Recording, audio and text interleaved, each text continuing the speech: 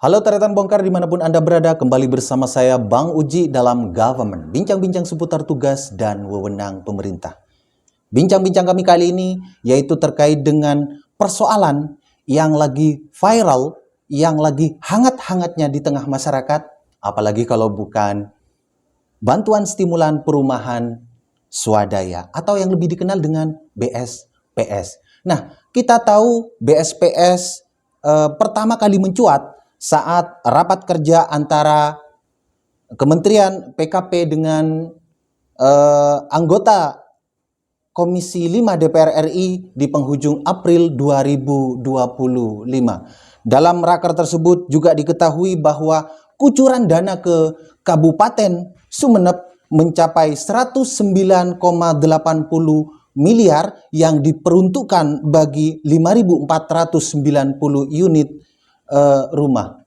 Nah, dalam hal bantuan itu kemudian terjadilah dugaan penyimpangan-penyimpangan di lapangan. Nah, untuk mengetahui lebih jauh mengenai bagaimana sih penanganannya di lapangan, terutama dari sisi lembaga legislatif, sudah ada di samping saya Ketua DPRD Sumeneb, Zainal Arifin. Selamat siang Pak Zainal. Siang Mas. Bagaimana kabarnya? Alhamdulillah baik. Iya Pak Zainal, ini tentunya menjadi pemahaman terhadap masyarakat ya, pengetahuan terhadap masyarakat. Sejauh mana sih DPRD ini terlibat dalam hal misalnya eksekusi di lapangan atau seperti apa ini Pak? Maksudnya di perencanaannya? Di perencanaan sampai kemudian eksekusinya di lapangan. Sejauh mana sih keterlibatannya DPRD ini? DPRD Sumeneb ini dalam perencanaan kasus BSPS sama sekali tidak terlibat. Karena tahunya anggota DPRD bahwa ada BSPS, setelah BSPS ini ramai, viral, terjadi kasus ini, kasus itu. Sehingga banyak sekali media yang menulis bahwa kasus BSPS ini ada banyak penyimpangan, mulai dari pengadaan barangnya sampai kepada penerimanya. Kadang-kadang di media itu ada yang mengatakan fiktif. Baru tahu pada saat itu. Jangankan sampai keterlibatan dalam perencanaan itu. Ya. Berarti ini kan pure adalah program Kementerian PKP. BSPS begitu ya? ini adalah program APBN Mas, bukan APBD Sumeneb. Jadi DPRD Kabupaten Kota, DPRD Kabupaten Sumeneb tidak tahu itu dalam perencanaan itu. Iya. Dalam beberapa hari terakhir sempat viral nih bahwa Ketua DPRD akan dilaporkan ke BK karena ditengarai menghalangi upaya pemanggilan Kades. Tanggapan Anda seperti apa? Sampai hari ini tanggal 21 Mei ini nggak ada kok laporan BK, dan setiap hari hampir saya ketemu dengan Ketua Badan Kehormatan Dewan DPRD Sumeneb. Nggak ada laporan itu. Dan saya bekerja sesuai regulasi Mas.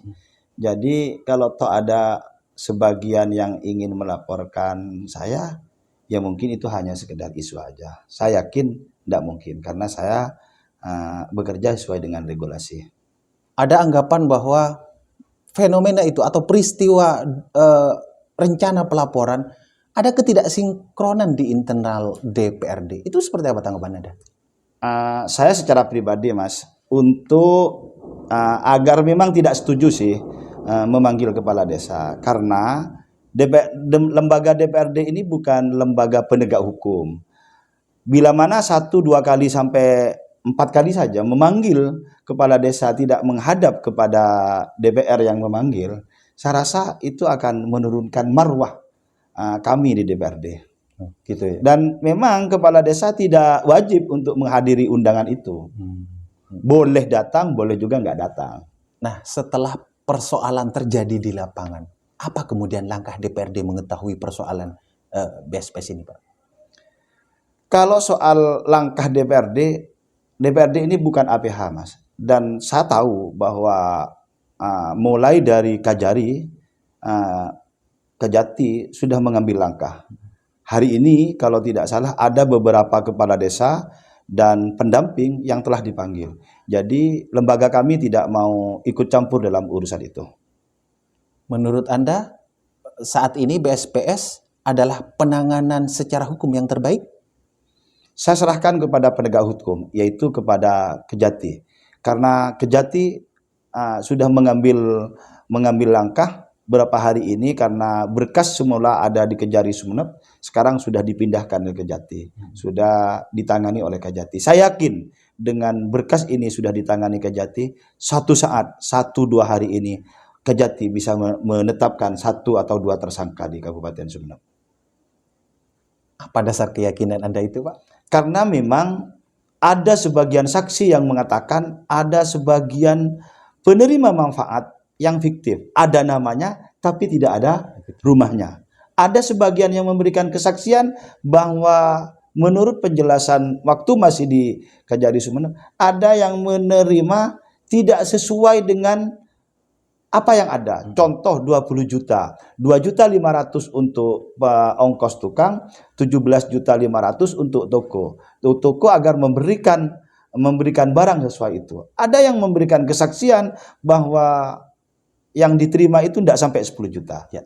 Sebelum kita tutup pertemuan kita kali ini, terakhir harapan untuk penegak hukum dan masyarakat itu seperti apa, Pak? Saya berharap yang pertama masyarakat jangan menjustifikasi. Serahkan kasus ini kepada penegak hukum. Dan kepada penegak hukum, terutama kepada Kejati, ambil langkah yang baik.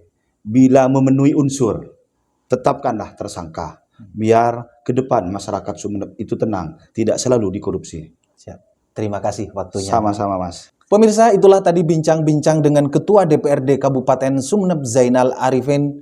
Kita berjumpa lagi di lain kesempatan, tentunya tetap di Government. Sampai jumpa.